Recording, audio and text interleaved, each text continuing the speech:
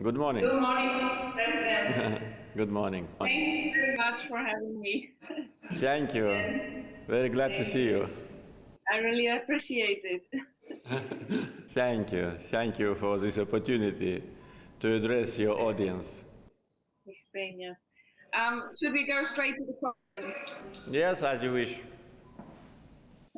Mr. President, a year ago, the war in Nagorno-Karabakh started and you regained control over most of the territory. In November, you told me that after the war, you will be willing to sit down or return to the negotiation table. Are you now ready to sit down directly with Mr. Pashinyan, Prime Minister Pashinyan, and if yes, when and in what format? Yes, as I said you last time, we are ready. And actually the talks and the contacts have started. There is a format of cooperation on the level of deputy prime ministers of Azerbaijan, Armenia and Russia. And this format is dedicated to the issues related to the opening of communications.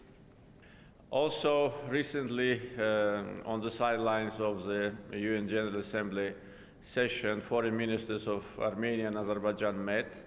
That was for the first time since the war ended. And I think that the meeting, as far as I was informed by our minister, was very constructive and promising. Our position remains unchanged since the war ended. We want to establish normal relations with Armenia based on a mutual recognition of territorial integrity of both countries. We are ready to start immediately the process of delimitation of our borders. And of course, after that process is ended, demarcation. And also, we also express willingness to start to work together with Armenia on the future peace agreement. All these initiatives have been articulated on many times by me and by other Azerbaijani officials, but unfortunately have not been yet positively responded by Armenian side. So our position is unchanged, and there is certain steps, but I think during this year we could have made much bigger progress. But so you don't have any intention to sit down today with Prime Minister Pashinyan? I'm ready, and I already expressed this position. If Armenian side is ready, I'm also ready. We had one meeting that was in trilateral format at the invitation of the President of Russia, Vladimir Putin, in the beginning of this year. And I'm ready to talk to Mr. Pashinyan anytime when he is ready. So I'm open for these discussions, and I think that could be also a good indicator that the war is over and that page have been turned down. This is very important, because still we see and we hear in Armenia, in political establishment, the statements which demonstrate the attempts of revanchism, the attempts of future plans to regain back territory which belongs to us by history and by international law. Therefore, the willingness of Armenian government, the serious willingness, not only words but statements but actions, will demonstrate that the war is over and we are moving towards the period of peace. But for Armenia, there is still the question of the status of Nagorno-Karabakh. And in the past, you offered possibilities like cultural autonomy. Is that still an option, or it's off the table? Frankly speaking, during the last period, we do not hear from Armenia any statement referring to the status of that territory. Unfortunately, these ideas are articulated by some other countries, their high representatives. As far as our position is concerned, I expressed it on many occasions. During the almost 30 years of negotiations, Azerbaijan's position was very constructive, and we were saying, and Minsk group co-chairs know it very well, that we were ready to grant Armenians living in Azerbaijan certain level of self-governance. But this position was always rejected by Armenia, and they were always demanding independence for what they called Nagorno-Karabakh. But today, after war ended and the conflict has been resolved, and this is not only my position, this is position of the majority of world international community, there is no room to talk about any status for the so-called entity which does not exist. Because Nagorno-Karabakh do not exist. We do not have this administrative unit on our territory. On 7th July this year, I issued a decree about the new configuration of economic zones of Azerbaijan, and we've created two economic zones, Karabakh and Eastern Zangezur economic zones, which cover all the area.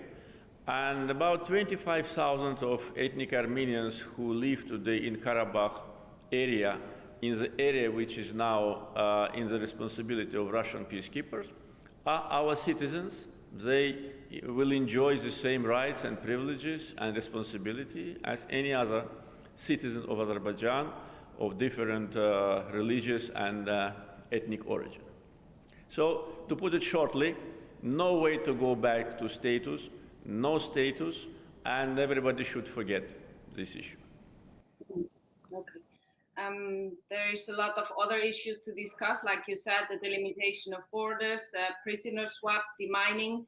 How is this going? Is it going forward or is it stopped? With respect to so-called prisoners of war, I want to clarify this issue for your audience. I, on many occasions, referred to international law norms, international conventions about who can be considered a prisoner of war. And according to international conventions, those persons who have been detained or captured during the war, during the phase of war. And those persons whom we detained during the war, all of them have been returned immediately after the war ended. We actually returned them earlier than Armenians returned our prisoners. Those people who are now in detention and already sentenced, whom Armenia and some others claim as prisoners of war, do not belong to this category because these people have been sent to liberated territories in the end of November, more than 2 weeks after the war ended, more than 2 weeks after Armenia signed a capitulation act, and they have been detained on the territory which we liberated in the beginning of December. 62 persons, and some of them committed crimes. They attacked our military servicemen and killed 4 of them. And so they are not prisoners of war. They're terrorists, they're members of a sabotage group who've been sent in order to attack Azerbaijani civilians and military servicemen. Despite of that, we have returned some of them during this period, and that was a sign of goodwill. But with respect to the maps of mines which have been planted by Armenia in the territories which were under occupation, and there are hundreds of thousands of mines, in the beginning, when we were demanding to give us these maps, Armenian government on the very high level was saying that they do not have it. And during the time since war ended, during this almost 1 year, we had close to 150 casualties of civilians and military servicemen who either were killed or seriously injured due to the fact that Armenians do not give us the maps.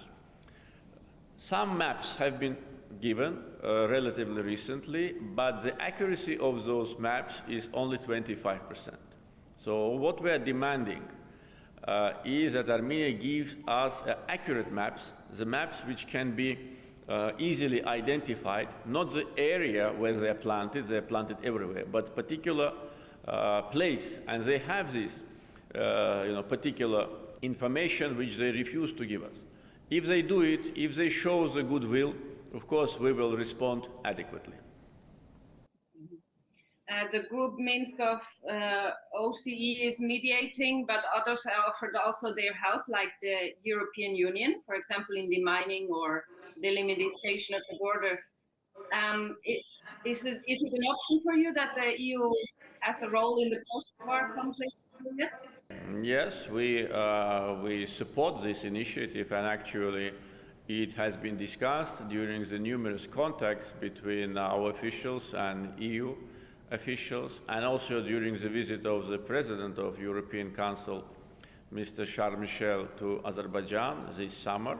We broadly discussed post-war situation and expressed our joint willingness to engage actively. EU has a very big experience in different areas, in the areas of reconstruction, in the areas of creation of the peaceful environment. Therefore, EU expressed its willingness to participate in the process of delimitation, to help both sides to come to an agreement, and we support this initiative. But as far as I know, Armenia is hesitant. Armenia did not decide whether they will accept the EU's proposal or not, but Azerbaijan's position is very open. We are ready to work, and actually on different levels of our officials, we are in permanent contact with EU. EU can help us in delimitation, EU can help us in opening of communications, and also post-war development. And also we've been discussing with EU the issue of economic assistance. We heard and we know that EU have prepared or is in the process of preparing the economic recovery package for Armenia worth 2.6 billion euros. And of course, we expect that the same amount of money will be offered to Azerbaijan on the same terms and conditions.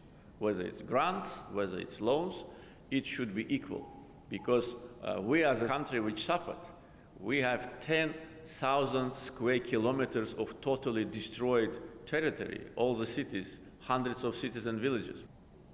Therefore, we, of course, expressed our concern that this economic recovery package can be unbalanced, and we are now in the process of communications with EU and expecting from them the proposal for us for economic support. So EU can do a lot, and we're ready to use this opportunity, and we trust EU as an honest broker. When do you expect the civil population can go back to the liberated territories? First obstacle, of course, is the mines, because without demining we cannot return civilians, because we cannot put their life under threat. Therefore, as I said many times, our main rival, if I may say so, is time. So we are doing demining ourselves. We've increased the number of deminers in our national demining agency. Also, we increased the number of military servicemen who also are involved in this process. But it takes time. But despite, in those areas where we already made demining, we already started to build settlements, cities and villages for civilians. First, what we've done a full survey of the infrastructure demands, and electric power infrastructure fully will be ready by the end of this year, in a couple of months. Also, issues related to roads and water supply are important. And we already started several months ago investments in one pilot village, which will be ready to receive first settlers maybe by the end of this year, beginning of next year. So this is the process already in the pipeline. We are preparing the master plans for all the cities and later for the villages. And we've allocated for this year only 1.3 billion US dollars for reconstruction of liberated areas. So it's difficult to say in exact time when it will start, but it will start in stages. And the first stage, as I said, will take place in several months. During the war, you had the support of Turkey, and Russia acted as facilitator for the ceasefire and as peacekeepers. Do you think the war has changed the balance of power in the region? Yes, Turkey supported us from the very beginning, and we are very grateful to the Turkish government for political and moral support they expressed from the first days of war. And now, after the war is over, Turkey is playing a very important role in future regional development and regional stability in the region, as well as Russia. And as you probably know, Russia and Turkey have a joint monitoring center in the district of Agdam in Karabakh region. And at the same time, Russian peacekeepers are providing peacekeeping operations in the area which is inhabited by Armenian population. So new realities already are in place. Every country has to take into account these realities. The balance of powers between Azerbaijan and Armenia have been changed many years ago. We knew our potential, we knew Armenian potential. Probably Armenian government could not realistically evaluate that they have no chances in front of Azerbaijan, and if they do not liberate the territories peacefully, they will have serious complications.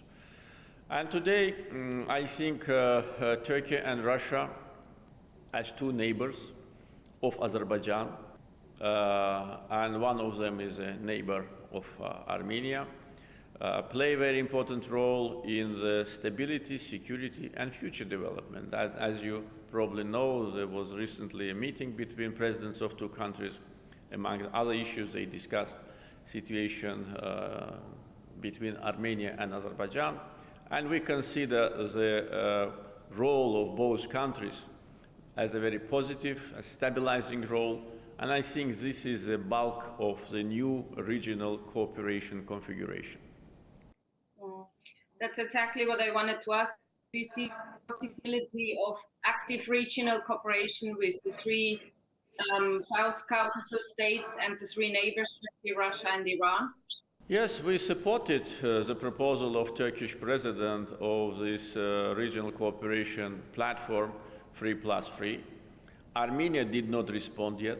You see, again, unconstructive position of Armenia, but we fully support that. And that will be very important for not only post-war settlement, but in general for regional development in our area. Because if we will be able to manage to create this format of cooperation between 6 countries of the region, that will be the main guarantee against any kind of new hostility. That will be an important factor for regional cooperation, and it will generate a lot of benefits. Only due to the opening of communications, which Azerbaijan strongly advocates for, we can immediately increase the trade turnover between countries of the region. We can create maybe 10,000 of new jobs only by the opening of communications. But if we enhance mutual trade, if we concentrate on positive dynamics, our region will transform from the region of tensions to the region of stability and peace. Mm-hmm. My last question, speaking of cooperation, Azerbaijan started at the end of last year sending flying gas to the south of Europe. There's a problem in the European gas market. The storage levels are low and the prices are soaring. Do you see any potential in this situation to increase export, and how much gas do you already send to Europe? Well, you are right. We started our export to natural gas to Europe on the last day of the last year, 31st December. And since that time, the profile of our export is growing. We are a reliable supplier of oil to European market for many years, for 15 years. without any disruption. And now, as a reliable supplier of natural gas, we play our role. Our gas is cheaper than gas from different sources, and it comes from a new source. Importance of Southern Gas Corridor is not only because of its additional gas, but because it's an alternative source.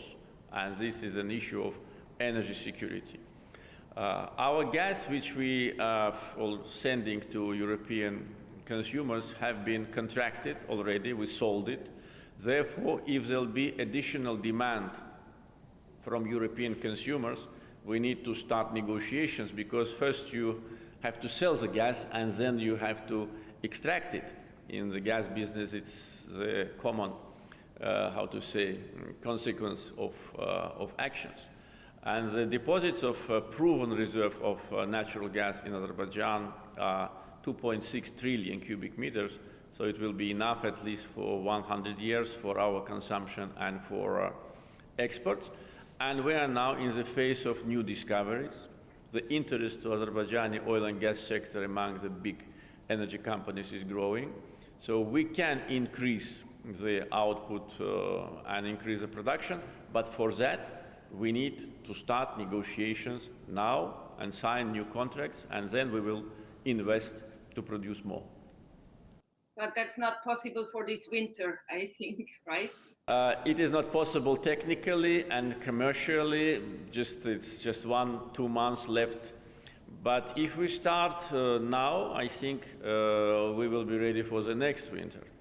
And there is a potential to increase. Plus, we are now actively investing ourselves and foreign investors into renewable energy. Therefore, we will have more of natural gas which we consume ourselves for export, because we will substitute it with sun and wind energy. So, as I said, potential here is very big. Pipeline is in operation. We, in the future, may expand our geography of supplies to Europe, to Balkans, to some other countries of Eastern Europe.